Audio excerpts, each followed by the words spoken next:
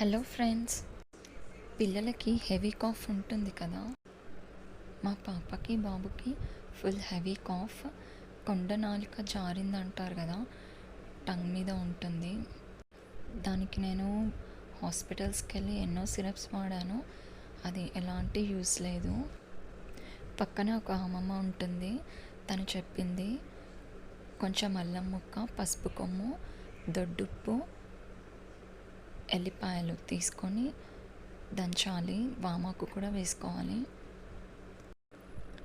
వెల్లుల్లిపాయలు ఆప్షనల్, అసలుకి వెల్లుల్లిపాయలు వేస్తే ఘాటుగా ఉంటుంది, అందరు పిల్లలు ఇది మింగలేరు.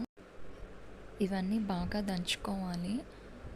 దంచుకున్న తర్వాత పూర్తిగా నలిగిన తర్వాత 3 స్పూన్స్ వాటర్ పోసుకోవాలి. మొత్తం మిక్స్ చేసి చాయ్ జాలీలో వడకట్టుకోవాలి. మా పిల్లలైతే చాలా బలవంతంగా మింగారు.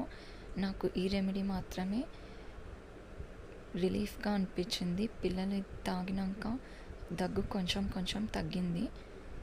ఇది చాలా బాగా యూజ్ అయింది. Give a like, share, subscribe, comment.